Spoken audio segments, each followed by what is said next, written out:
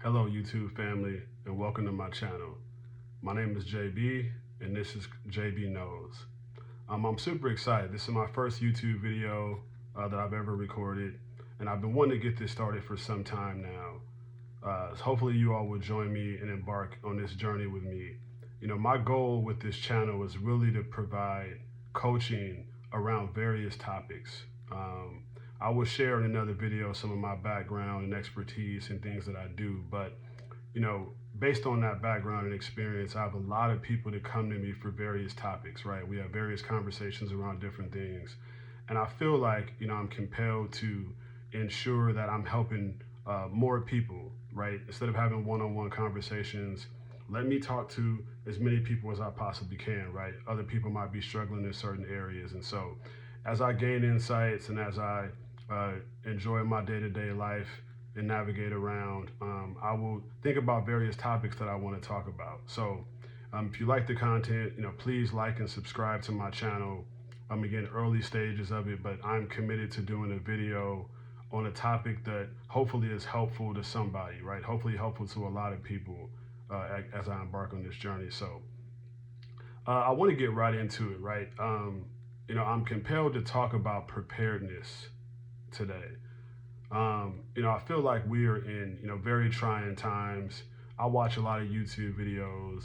I look at a lot of content, talk to a lot of people, and I feel like, a lot of people are struggling right now. Whether it be financial, whether it be thinking about their jobs, whether it be thinking about wars and the state of the world. And so, I want to talk about preparedness tonight and just a couple different buckets of preparedness, right?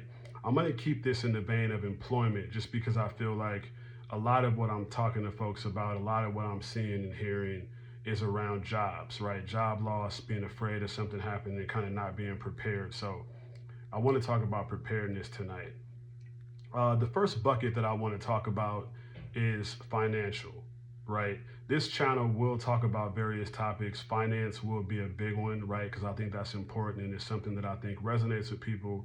And I think health and finance is something that everybody has in common. So the first bucket is finance. And again, keeping this in the vein of employment, I think that there's a lot of stress and anxiety around finance, right? And one of those reasons is people are not prepared financially. And so I feel like, I look at a lot of financial content, but I feel like, really looking at your monthly bills and understanding if you have an emergency fund is super important, right? If you're stressed about finances, that leads to anxiety, that leads to frustration and stress, not sleeping well, things of that nature, right? So, look at your finances. And my recommendation would be to try to get a 3-month emergency fund built, right? Now, if you haven't heard of an emergency fund, some folks will say get 3 months of your reoccurring bills, right? Your rent, your mortgage, car payment, utility bills, things that you have to pay on an ongoing basis. And for 1 month, that becomes a 1 month worth of expenses, right? From an emergency fund perspective. So say that's as an example, $5,000 for all your normal monthly reoccurring bills, not things that you could cut out or optional things, but things that you have to have on a reoccurring basis. And multiply that by 3. So in the example of 5,000, that's $15,000. Others would say try to save up 3 months of your monthly income, take home, right? So you might say, hey, I take home $5,000 again, right? And so some folks would say, again, save $15,000, not so much based on your monthly expenses, but based on how much you bring in. And I think the goal there is, really to look at, you know, your lifestyle not decreasing if something were to happen with your job. So, as an example for me, it's important that I stay groomed. It's important that I get my hair cut right. It's important that I take care of my car. It's important that I take care of myself, right? I try to get massages on some reoccurring basis when I need it. The gym is super important to me. So, if you save up 3 months of your monthly income, which is obviously much harder to do, right? Your lifestyle doesn't have to decrease if something happens with your job. But in the financial bucket, I really think that should be the goal, right? 3 months of your expenses or 3 months of your income. And I think that will help you to have peace of mind, right? And the reason why I say 3 months is not because financial advisors say 3 to 6 months, but I say 3 months really because it takes about 3 months in this market to find a job. Some people are taking 6, 7 months, right? So look at your industry, look at friends, right?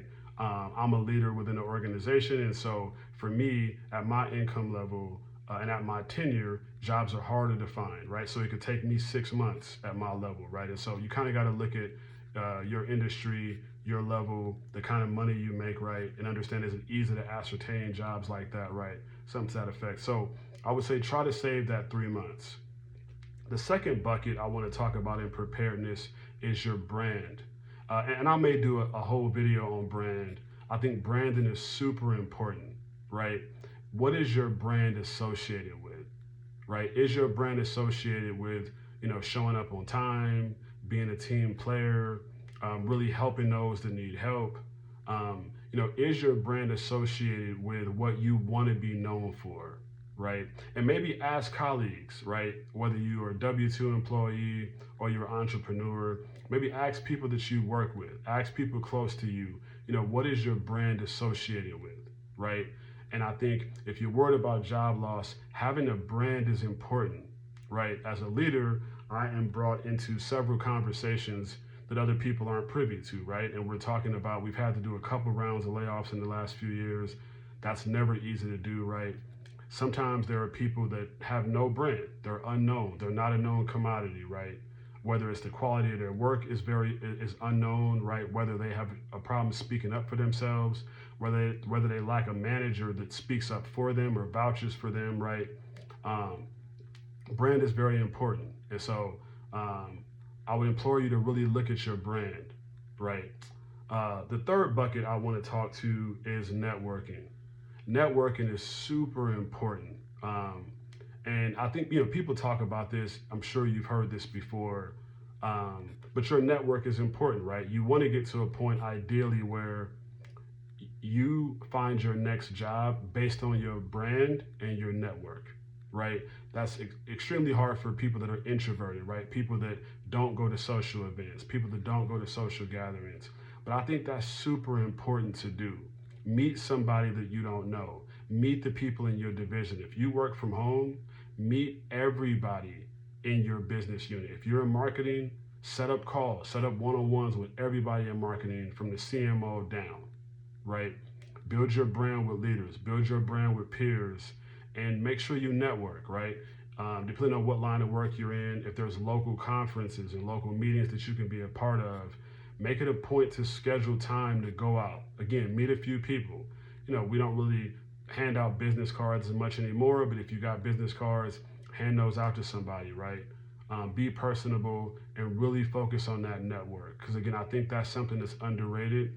And again, you want to be able to say, whether it's LinkedIn and you say, hey, you set your status to open to work, or you just reach out to people that you know, right, that know your brand and reputation. Your network is going to be super important to help you kind of navigate around, right? And you hear people talk about, being with people that are like-minded, being with people that are at the level you want to be, super important components of your network.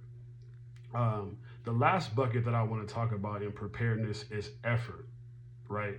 And that's something we can control, right? Again, as a leader, people talk to me all the time. I just had a call this morning with someone. And I don't talk to this person very often.